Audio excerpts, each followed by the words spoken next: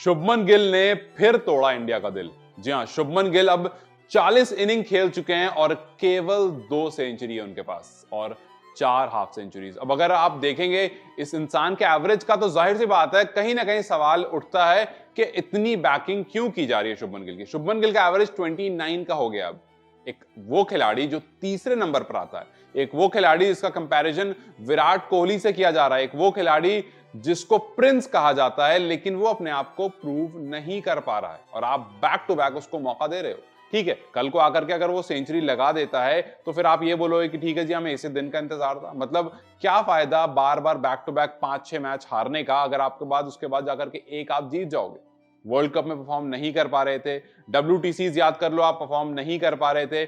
Jamie Anderson बार बार उनको परेशान कर रहे थे, 2 बार एज लग के, एक बार थर्ड स्लिप से बॉल निकली, एक बार सेकंड स्लिप से बॉल निकली और दोनों बार इत्तेफाक से स्लिप नहीं लगी हुई थी। सिर्फ एक स्लिप एक बार लगी हुई थी और एक बार 2 जहां पर थर्ड स्लिप से बॉल निकल गई, लेकिन उसके बाद और क्लोज आए और इस बार कीपर के हाथ में ही कैच दे दिया। तो जेमी एंडरसन सेम चीज अप्लाई कर रहे थे बार बार और ये पहली बार नहीं है। अब तक 7 पारियों में 5 बार आउट कर चुके हैं जेमी एंडरसन शुभमन गिल को।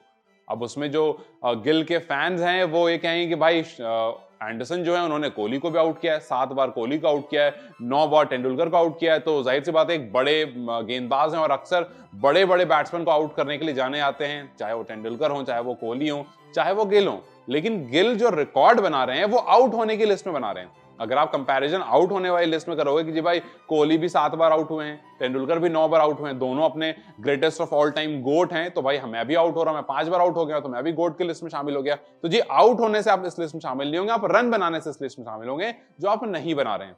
पिछली 40 इनिंग जो आपने खेली है टेस्ट क्रिकेट में, उस 40 इनिंग में आपके पास 2 सेंचुरी और एक अहमदाबाद में आई है। वो आखिरी सेंचुरी ऑस्ट्रेलिया के खिलाफ आई है, उसके बाद आपकी एक हाफ सेंचुरी भी नहीं। और अफसोस की बात सबसे ज्यादा यह है कि आपको स्टार्ट मिल जाती है, एक वो खिलाड़ी होता है ना जिसको स्टार्ट नहीं मिल पाती कि जी शुरू के 2-3 बॉल में या 10 बॉल में आप आउट हो गए। नहीं, आपको हर बार स्टार्ट मिलती है, आप 25, 30, 35 तक पहुंचते हैं, लेकिन उसके बाद आप आउट हो जाते हैं। जहां पर ऐसा लगता है कि जी अब स्टेबल हो गया मामला, यहां से शुभमन गिल निकल जाएंगे, यहां से इस वाले मैच में कुछ कर लेंगे, लेकिन जैसे ही आप 30 के आसपास पहुंचते हैं कुछ ऐसी गलती कर देते हैं जो आप आउट हो जाते हो। पिछले मैच में भी ऐसे ही हुआ था, आप एक बड़ा शॉट मारने गए, आप आउट हो गए। इस मैच में सेम जगह पर एंडरसन आपको बार बार सेटअप कर रहे थे, 2 बार एज भी लगा, तीसरी बार में आप आउट हो गए। और उसके बाद Jamie Anderson as usual ageing like a fine wine, जैसा मैंने कहा था, 41 ईयर्स हो गए हैं और हर साल उनके यहां नाम एक टेस्ट विकेट है। 2003 से 2024 आ चुका है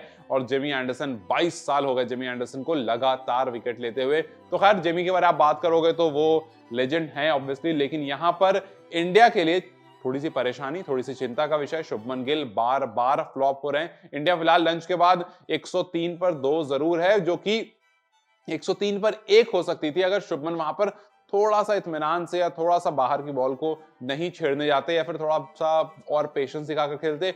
और शुभमन पर जो प्रेशर है वो दिख रहा है, हालांकि आज वो एक अलग टेम्पो पर थे, आज अलग वो कोशिश कर रहे थे कि जी नहीं प्रेशर नहीं आने देंगे और मार कर खेलेंगे, लेकिन एंडरसन के आते ही वो अपने आप को ज्यादा कंट्रोल नहीं कर पाए और फिर से एक बार अपना विकेट गंवा बैठे। तो उसके बाद अब देखना यह है कि शुभमन गिल अब कितना कंटिन्यू कर पाते हैं। शुभमन गिल क्या अगले इनिंग में कुछ कर पाते हैं, और अगर अगले इनिंग में भी कुछ नहीं कर पाते हैं तो क्या आप शुभमन गिल को और आगे लेकर जाओगे? क्या वो टाइम नहीं आ गया जब आप शुभमन गिल को एक बार ड्रॉप करो सो दैट उसके बाद वो अच्छा कमबैक कर सके? क्या सरफराज को आगे मौका मिलेगा या नहीं मिलेगा? क्योंकि आप अगर शुभमन को ड्रॉप करोगे, मोस्ट प्रोबेबली केएल राहुल अगले मैच में आ रहे हैं, मोस्ट प्रोबेबली आपको विराट कोहली अगले मैच में आ रहे हैं, तो आपके पास बहुत सारे नाम है टीम में लाने के लिए, तो शायद सरफराज को मौका ना मिले। बट स्टिल अगर शुभमन गिल आगे और बैक किए जाते हैं तो जाहिर सी बात है सिलेक्टर्स पर और कप्तान पर सवाल उठेगा। तो चलिए देखते हैं कि शुभमन गिल अगली इनिंग में क्या करते हैं, और अगर कुछ नहीं करते हैं तो क्या आगे वो मैचेस में दिखते हैं। यानी कि आपको लगता है कि अभी भी टीम को शुभमन गिल की जरूरत है? अपनी राय मुझे कमेंट सेक्शन में जरूर बताएं। इस वीडियो को लाइक और शेयर जरूर करें और जाते जाते चैनल को सब्सक्राइब करते हैं।